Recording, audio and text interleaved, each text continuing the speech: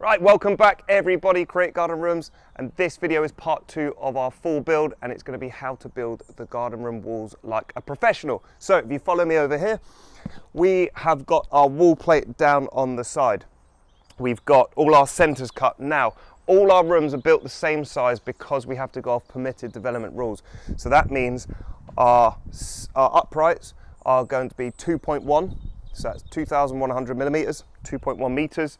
On the back wall, and the front wall, our uprights are going to be 2,170, so that's just a 70 mil increase. So we've got a 70 mil drop over the space of our 3 meter wall here. If you're doing a 4 meter wall, 70 mil is still enough. If you're doing a 2 meter wall, 70 mil still works for the drop. It's fine, just need a little drop. As long as it's got a slant, the water will run off. Now, as you can see, we've got our wall plate over there. So this garden room is 4.3 by 3.3. That is the external measurements. Should leave us with an internal of about 4 by 3 after the walls and all the plasterboard and insulation and stuff like that. So if you come over here, Toby, we'll show people what we do.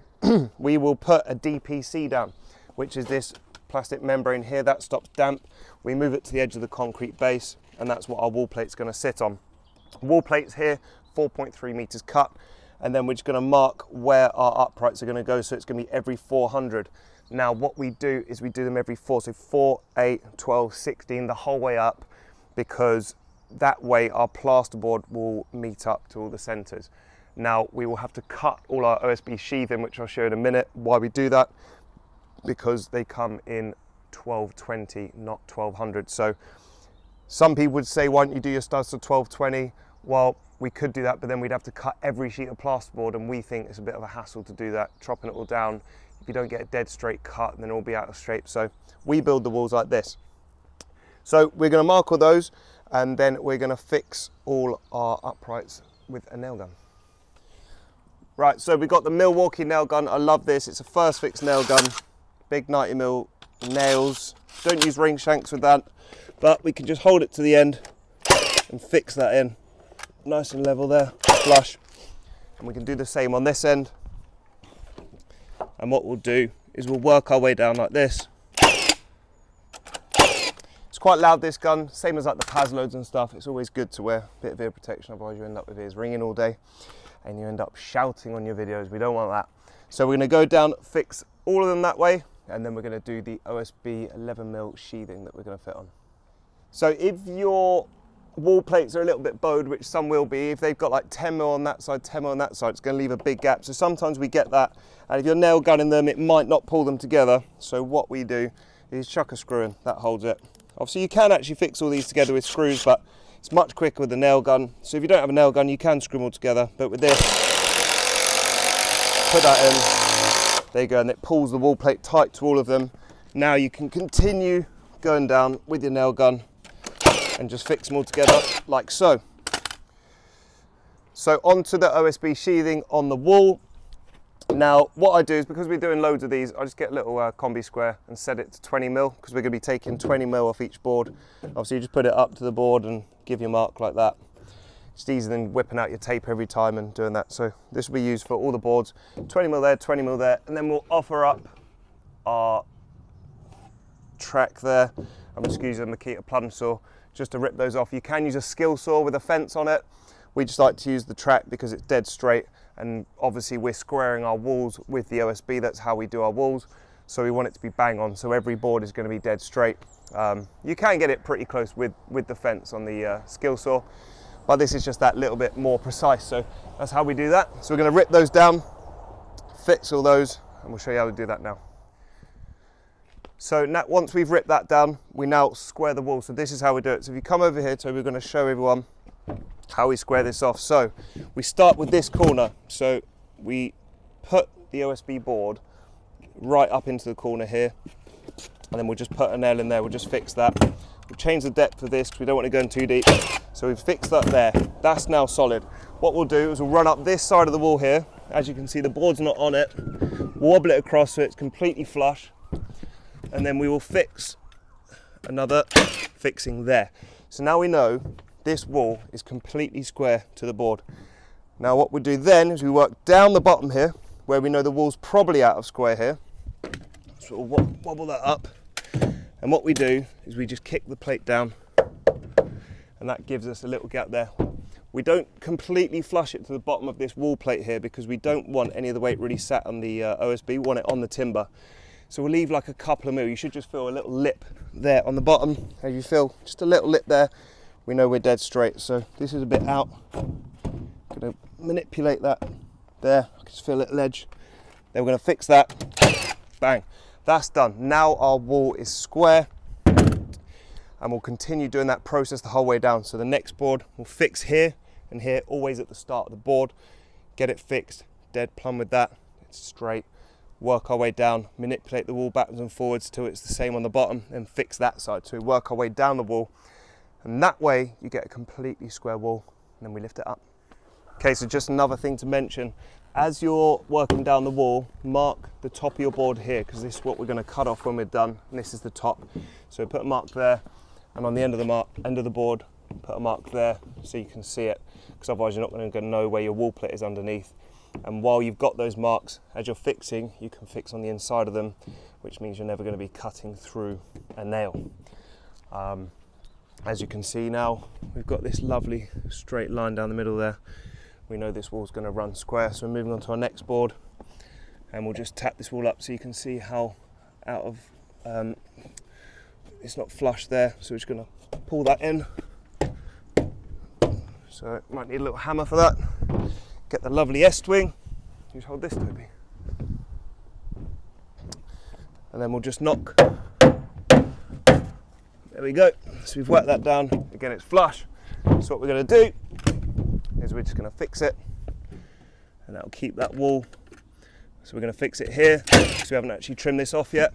One other thing to mention, while you're trimming this off, you can do it on the walls. I set the plunge saw to literally like 12 mil, so it just goes 1 mil into the timber. It's not a problem. Sometimes easier is just to trim these down the 20 mil off them while they're on the wall, as opposed to doing it when on the stack, because these boards are quite slippy, they move around a lot. And we can keep the hoover here, keep all the dust low, all the mess nice and clean. So keep it all going that way. So just when you do these fixings, don't always fix right on the corner, because you're going to be chopping that 20 mil off. One other thing as well, on these walls over here, on the side plate here, on your upright, if this timber's got a belly in it, it's going to pop out a bit. So you can obviously just push it in and then fix it. But if it's got a belly going that way, a bit of a concave in it, you need to pull it out. So what we do is just fix a little screw into it. Show you how we do that.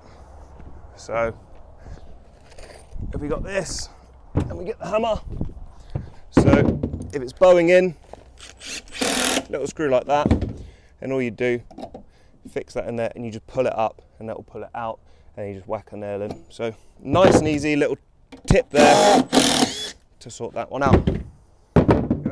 Now it's time to lift the wall up. So we want to make sure that we're not too far on the edge of the concrete. So if you come over here, Toby, I'll show everybody. We don't want to be, the wall plate doesn't want to be here, because we lift up, it's going to fall off. So leave yourself, pull the wall back a bit if you need to, get it ready to stand it up. This wall is going to be heavy because it's 4.3 meters. If you have it off the edge, you can get your finger on it. If not, you just get the back of the hammer, whack that in there. You can lift it up. If you're wearing steel toe caps, just rest it on your foot. Now you can lift it, and your helper, whoever's helping you lift the wall up, can get on that end. And then we're just going to lift it up. It's always easy to do this with two people, because then one can hold it while you do the supports. So on this occasion, we've got the fence here to lean it up against. It's a nice solid fence. It's not too heavy. It's not a very steep angle, so it's nice and safe there. That leaves us the whole concrete base to keep building our next wall. So once we've got two walls up, we don't need to support them anymore. If you don't have a fence, which is unlikely, then you just have to use an upright across here, fix a 4x2 bit of wood into the floor, and just tack it to that, and it will hold the wall. But then you can't build on your base, so you can't really do the system that we use. So you'd have to build a wall on top of each other and then put them up together. That's how you do that if you didn't have a fence, but we do. So now we're going to work on the side walls. Now the side walls are, say, non-weight bearing. None of the roof joists are actually going to be resting on the side walls. So what we're going to do is we're going to build them at an angle, because obviously we've got that 2.170 at the front and 2.1 at the rear. Now the reason that we don't put any weight on them is because we need to build them at an angle, and all the weight from the roof is going to be on the front and the rear, because our joists are going that way.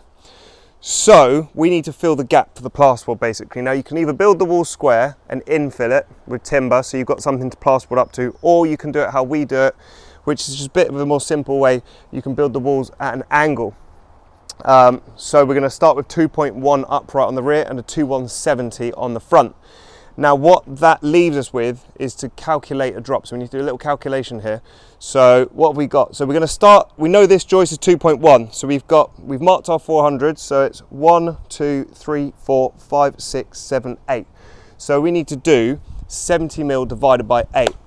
Now that works out to be, from our calculations earlier, at 8.75 mil per joist. So our first joist is starting at 2.1, which means our next one will be 2108.75 mil. So a bit difficult to work out there. You're going to just probably go 9 mil larger each length. We're not going to work out like 0.25 mil.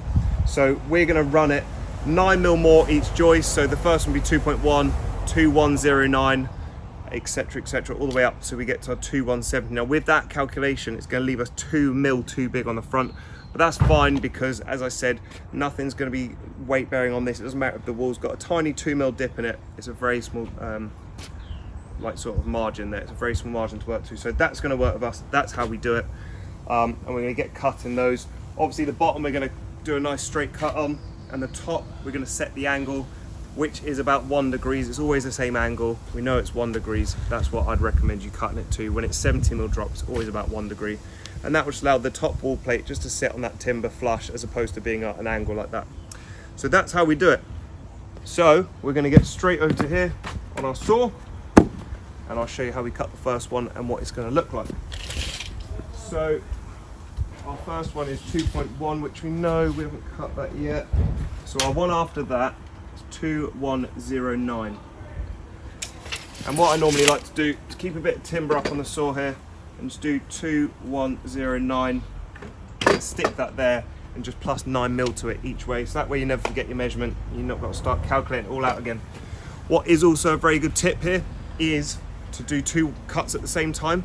So every 2109 and so on, double it, do 2, because you're going to need that for the next wall. So if you line it up on a fence or something in the order it's going to go, it saves you doing all this measuring again. So we're going to be doing 2 walls like this, so it makes sense just to cut 2 of them each time. And then when you get to the next wall, you've got to do no calculations, you've just got to fix them all up one by one. Spot on, nice and easy work there. So cut this one first, we'll mark that there, and we're going to put a 1 degree angle on our saw, and it's going to be going up. So which way we're going to be doing this, it's getting bigger because we're working from the back of the room to the front. Yeah, slopes going up, so each angle's increasing. So we're doing a 2109, we'll want the saw to be going left, so it will cut larger to follow the wall. So we'll just find a 1 degree on here, very tiny angle that almost can't even see it, but it does help when you get it on. Chop that, and we'll bring it over here, and then I'll show you what this looks like. Come down here, look at the camera, you can just see that that angle fits nicely in there. You see like that, it's slightly like that. It's very hard to see, but it fits in lovely, which makes it that little bit more perfect. So we'll run those all the way up, and that is how you build your stud walls with an angle on them. Obviously our sheathing will be exactly the same as this wall, all going to do the same thing. Then we're going to lift it up and show you how we fix them together. Right, that is the walls up. So as you can see, we've got our 70 mil increase there, and the same on this side. The only difference on this wall is we've got a 700 window going in there, full length, 2 meter height to match the bifold doors that are going in this room. So we've just left the gap out of the studs there, pretty straightforward. No need to tell you how to do that. Now we've got the room as it is. Because we didn't really set the room out because we knew the concrete base was pretty square, we just sort of build the back wall first, stand it up, get it in line with the concrete, and then we just square the room off that. So we've got a big square here, we offer that up, and we manipulate the end of the wall backwards and forwards in order to get that square. We do the same on that side, and that means we've got a dead square room. Now what we'll do to secure this and stop this moving anywhere on the floor, because we don't want that to come out of square, we'll go around with our SDS and we'll literally just drill holes in with a little, I think it's like a 6 mil bit. We'll knock some brown plugs in and just put some 6 by 100 screws in. That's all you need to hold these down. There's so much weight in these buildings, they're never going anywhere. And when you put a screw every other upright, it's going to be fine. So we'll show you how to do that now, and then we'll move on to our next steps. Okay, so we pilot a little hole there. Then what we'll do is we'll get our plug, 100mm screw, and a little washer for it. So you can see a brown plug, 100mm screw, and a little washer, which will stop it pulling through the timber. And we'll just knock our plug in, tap that in first, put the washer over it,